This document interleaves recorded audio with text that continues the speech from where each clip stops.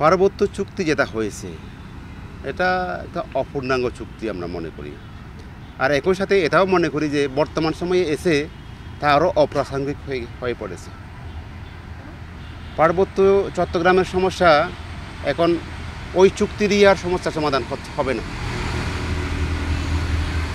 তখন আমরা বলেছিলাম চুক্তিটা এটা অপূর্ণাঙ্গ চুক্তি, এই জন্য আমরা ওই চুক্তিকে তখন আমরা গ্রহণ করতে পারিনি। নতুন করে আলোচনা, নতুন করে চুক্তি করতে হবে, এটা একটা রাজনৈতিক সমাধানের দিকে যেতে হবে। এটা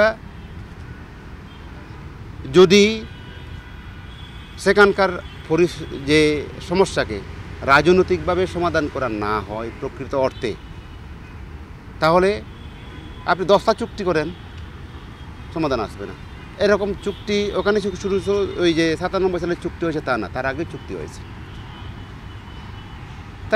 হয়েছে, তো আমি এই জন্য বলবো যে ওখানকার যে এই চুক্তি বাস্তবায়ন বা ভূমির সমস্যা, এসব ভূমির সমস্যা তো সেটা চুক্তিতে যা যা বলা আছে, কিন্তু তাও সেখানকার আইনে বিধানটা নাই। কীভাবে চুক্তি কীভাবে জমিটা ভূমির সমস্যা কীভাবে সমাধান করা হবে, বিধান ওখানে নাই। শুধু একটা ডিরেকশন দেওয়া আছে যে এভাবে সেটা হবে। এখনও পর্যন্ত আমরা সেখানে একটা উপযোগী বিধান আমরা দেখি নাই, যে সেখানকার সমস্যা সমাধানের জন্য তো উপযোগী একটা বিধান এখনও সরকার করে নাই। তো ওই ভূমির সমস্যা তো অনেক জটিল। এখন সেখানে প্রশ্ন আসবে আরও সেটলারদের বিষয়ে, যে আপনি বললেন যে ভূমির সমস্যা, সেটলার সমস্যার সাথে ভূমির সমস্যাটা ওতপ্রোতভাবে জড়িত। সেটলার সমস্যা মানে ভূমির সমস্যা মানে সেটলার সমস্যা। সেটলার বাঙালিদের সাথে আমাদের কোনো দ্বন্দ্ব ছিল না, এখনও নাই। এক অর্থে তাদেরকে তো আমি চিনি না, ওদের সাথে আমার আগে তার বাপ দ্বারা 14 ফুটের সাথে আমার কোনো দ্বন্দ্ব ছিল না, জমির দ্বন্দ্ব ছিল না, তাদের সাথে আমার কোনো টাকা পয়সার ছিল না, লেনদেনের দ্বন্দ্ব ছিল না, স্বার্থগত কোনো দ্বন্দ্ব ছিল না। কিন্তু তারা যখন ওখানে গিয়ে আমাদের জমির উপর বসে যায়, তাও আবার রাষ্ট্র পরিকল্পিতভাবে যখন তাদেরকে নিয়ে বসানো হয়, এটা তো স্বাভাবিক বিষয় না, এটা পরিকল্পিত। ডেমোগ্রাফিক যে চেঞ্জটা করার জন্য পরিকল্পিত যখন রাষ্ট্র রেশন দিয়ে একটা জনগোষ্ঠীকে আরেকটা জনগোষ্ঠীর উপর বসিয়ে দেয় তার জমির উপর, তাহলে সেটা কোনো স্বাভাবিক বলা যায় না। তো এই যে ভূমির সমস্যার সাথে সেটলার সমস্যাটা এই কারণেই ওই জায়গাতেই সম্পর্কিত। এখন ওখানে যারা কে কত বছর হয়েছে, কে কত বছর হয় নাই, 100 বছর যদি আপনি ঝুলিয়ে রাখেন, তাহলে 100 বছর পরে কী হবে? আমরা থাকবোই না। মনে করেন চুক্তি 100 বছর পর বাস্তবায়ন হলো না, 100 বছর পরে সেটলার হয়ে গেল 80%, আমরা হয়ে গেলাম 40%, তখন বলা হবে সেটলাররা তো এখানে 100 বছর ধরে আছে, সংখ্যাও বেশি। এখন ওদেরকে তো ভূমি বেশি দিতে হবে, এখন ওদের জন্য এখন সব কিছু তাদের জন্য বরাদ্দ বেশি দিতে হবে। প্রশ্ন উঠতে পারে 100 বছর পর, তাহলে 100 বছর হয়েছে, এদের কি দোষ? তার পূর্বপুরুষরা এখানে এসেছিল, এদের তো কোনো দোষ না, ওদেরকে এদের রাখতে হবে। তাহলে দাঁড়ালো কি 200 বছর পরে কী হবে? তাহলে এখন 40 বছর পরে প্রশ্ন উঠতেছে, 40 বছর পরে প্রশ্ন, 45 বছর পরে প্রশ্ন উঠতেছে, ওরা তো এত বছর হয়ে গেল ওখানে, কেন ল্যান্ড রাইট পাবে না? কেন তাদেরকে ওখানকার স্থানীয়ভাবে মেনে নেওয়া হচ্ছে না? এই সমাধানটা ওই জায়গায় প্রশ্ন ওই ইয়েটায়। তাহলে এখন আমরা ভাবে দেখবো কী হবে। এখন যখন এটা হচ্ছে একটা লজিক তোলা যে কীভাবে সেটলারদেরকে বৈধ করা যায় সেখানে, অর্থাৎ আমরা ওদেরকে বাদ দিচ্ছি, আগেরগুলোকে বাদ দিচ্ছি। এখন আমাকে বলা হচ্ছে তোমার সেই কোন 19 সালের আইনকে তুমি এখন তো উপযুক্ত নয়। আমাকে বলা হচ্ছে 19 সালের যে বিধিটা, এটা এখন আর খাপ খাওয়া যাবে না রে ভাই, ওইটা বাদ দাও তুমি। এখন আইনের দিকে আসতে হবে, আমাদের মতো আইন বানাবো। এখন তুমি 1900 সালের আইনটা বাদ দাও তুমি, আর বলো এখন 40 বছর যারা ওখানে আসে তাদেরকে সেখানে জমি দিতে হবে, তাহলে কী দাঁড়ালো ব্যাপারটা? তো আমার জন্য যা ছিল তুমি সব বাদ দিয়ে দিচ্ছ, আর তুমি আমার ওখানে গিয়ে তুমি আমার জমিটা দখল করে বসে আছো, পরে বলবো এই জমি তো আমাকে দিতে হবে, আমি এখানে আসি। মনে করেন আমি আপনার জায়গাতে আমি 20 বছর ধরে বসবাস করলাম, ওখানে গিয়ে নোয়াখালী, দিনাজপুর, খুলনা গিয়ে বসবাস করলাম, 40 বছর পরে আমি এই দাবি করতেছি, হ্যাঁ তোমার এখানে আমি আসি, এখন আমাকে দাও, কী দাঁড়াচ্ছে এখন তাহলে ব্যাপারটা? তাহলে এটা হচ্ছে একটা এখানেই বৈষম্যতা হচ্ছে ওই জায়গায়।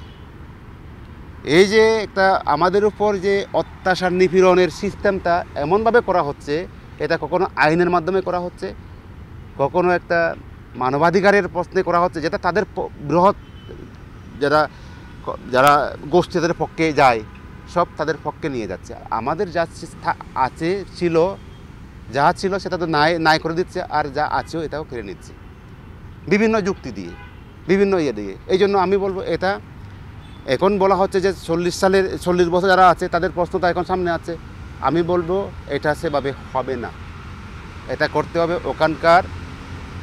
সেখানকার যে আইন কানুন যা ছিল আগের থেকে। আপনি নতুন নতুন আইন বানাবেন, আইন বানিয়ে বলবেন এটা দিতে হবে, এটা দিতে হবে, তাহলে কী দাঁড়ালো? আমার কী থাকলো? আর এক পক্ষের সুবিধা আওয়ামী লীগ যেটা করেছে তার আমলে, যে আইন পাস করেছে সংসদে, সব তো তার বাবাকে রক্ষা করার জন্য, তার হাসিনা পরিবারকে রক্ষা করার জন্য, তার সম্পত্তির, তার মন্ত্রিসভার সদস্যকে রক্ষা করার জন্য, তার আওয়ামী লীগকে রক্ষা করার জন্য সব আইন কানুন বানিয়েছে। তুমি লিখতে পারবে না, সাংবাদিক তুমি এই করতে পারবে না, এই করতে পারবে না, তুমি রাজনীতি করো, তুমি এই পর্যন্ত করতে পারবা। আওয়ামী লীগ যা আইন বানিয়েছে সেটা সব তার পক্ষে, তাহলে আমরা এতে বিরোধিতা করেছি, বলছি এই আইনগুলো বাদ দিতে হবে। তাহলে এখন আমি বলছি সেখানে 19 সালের আইনটা বাদ দেবো, আমরা নতুন করে আইন করব। তাহলে তোমার সুবিধার পক্ষে তুমি যা আইন করো, আর আমার সুবিধা যা ছিল তব তুমি খেলে নাও।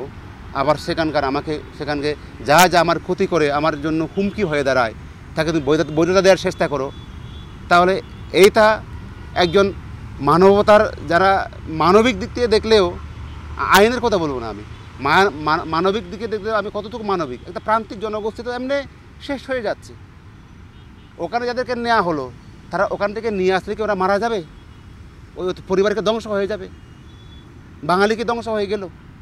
16 কোটি বাঙালি দেশে, তাহলে ওখানে আছে কয়েক লক্ষ। এখন আমরা মিয়ানমার থেকে নিয়ে জায়গা দিলাম আমরা 10 লাখের উপর, তাহলে ওই 10 লাখের উপর প্রায় 15 লক্ষ যদি রোহিঙ্গাকে আমি জায়গা দিতে পারি দেশে, তাহলে আমার ওখান থেকে 15 লক্ষ সরিয়ে আনলে কি এমন কি কোনো অসুবিধা হয়? তাহলে আমার ওখানে রাখা হচ্ছে কেন?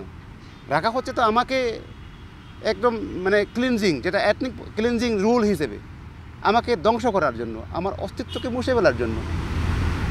এই যে শেষ করবো, একেবারে শেষ, সেটা হচ্ছে কি আপনি যে নতুন চুক্তির কথা যেটা বললেন, নতুনভাবে চুক্তিটা দুই একটা জিনিস কিন্তু আমাদেরকে বলতেন যে এই চুক্তিগুলো রিসাবল করা উচিত, নতুন দু একটা যদি বলতেন যে পুরোনো 97 সালের যে চুক্তি এখনকার বাস্তবায়নে বা 2024-এ এখন চুক্তিগুলো দু একটা জায়গায় যদি আপনাদের দাবিগুলো করতে, এই জায়গাগুলো আমাদেরকে নতুনভাবে ভাবতে। হ্যাঁ, এই নতুনভাবে যেগুলো আমাদের করা দরকার, মানে সেটা আমরা এই প্রসঙ্গতা নাই, এই জন্য বললাম যে ওই চুক্তির মধ্যে সেখানকার ব্যবস্থা কী হবে, সেখানকার যে সমাধানটা কী হবে, যেমন মনে করেন যে সিস্টেমটা কী হবে বলা হয়নি, সংবিধান সংশোধন করা হয়নি। সংবিধানে সেখানে যে একটা স্বায়ত্ত শাসনের প্রশ্নটা, স্বায়ত্ত শাসন থাকবে সেখানে, এটা সংবিধানে অন্তর্ভুক্ত করা হয়নি, সংবিধানে সেটা স্বীকার করা হয়নি। এখন যদি নতুন চুক্তির মাধ্যমে সেখানকার আলাদা শাসন ব্যবস্থাটা সংবিধানে স্বীকৃত হতে হবে, সংবিধানের সংশোধন মাধ্যমে সেখানে ফেডারেল স্টেট যেটাকে বলে, সেখানে একটা আঞ্চলিক স্টেট একটা থাকবে, সেই স্টেটটাকে সংবিধানে অন্তর্ভুক্ত করে যাবতীয় সমস্ত সেখানকার কিছু জিনিস বাদ, অর্থাৎ মূল বিষয়গুলো সেন্ট্রাল গভর্নমেন্টের হাতে থাকে রেখে বাকি সব বিষয় যেন সেখানে স্থানীয় যে সরকারের হাতে তুলে দেয়া, যেটা ফেডারেল সিস্টেমের ইয়েতে, সেটা আমরা অনেক জায়গায় দেখি, ইন্ডিয়াতে আছে, আর অনেক প্রায় প্রত্যেকটি দেশে এরকম সিস্টেম আছে। আমাদের এখানে বলা হয় এরকম সিস্টেম ইয়েতে নাই, সংবিধানে নাই, এটা রাষ্ট্রদ্রোহ, তোমরা এই দাবি তুলতে পারবে না। তাহলে আরে ভাই, সংবিধান কার? সংবিধান কে বানায়? আকাশ থেকে পড়েছে সংবিধান আমরা তৈরি করি, আমরা বানাই, আমরা বলছি তো সংবিধান লিখবো, আরও প্রয়োজনে বলা হচ্ছে তো এখন সংশোধন করা হবে। তাহলে সংবিধান যদি আমাদের সংবিধান সংশোধন করতে পারি, তাহলে আমাদের সেখানে আমাদের অধিকার তার লেখা যাবে না সংবিধানে, সেখানে শাসনের প্রশ্ন লেখা যাবে না, সংবিধান তুললেও সেটা ইয়ে হয়ে যাবে, রাষ্ট্রদ্রোহ হয়ে যাবে। এটা একদম মানে অর্থাৎ দাদা হচ্ছে গিয়ে আপনারা চান ওখানে আঞ্চলিক সাহিত্য শাসন, কোনো সেনা শাসনটা সব থেকে বড় প্রতিবন্ধকতা সৃষ্টি করতেছে। মূল জিনিসটা তো এটা একটু বলতে পারবো। সেনা শাসন তা শুধু এই সাহিত্য শাসন বলতে সেনা শাসনটা তারে সেনা শাসন তো অবশ্যই কেউ চায় না। সেনা শাসন কেউ চায়, দেশে কোথাও সেনা শাসন কেউ চাইবে? সেনাবাহিনী এখন মাতে নেমেছে, যাই হোক, তার ম্যাজিস্ট্রেসি পাওয়ার পেয়েছে। এখন নেক্সট কী হয় আমরা জানি না, কিন্তু এখন সেটা সেনা শাসন বলা যায় না। তো আমাদের ওখানে যে সেনা শাসন বজায় আছে, এটা তো একটা অবশ্যই সেনা শাসনকে কেউ চাইবে না। সেখানে যা কিছু হচ্ছে সেখানে যা হয় সেনা শাসনটাই সবচেয়ে দায়ী সেটা।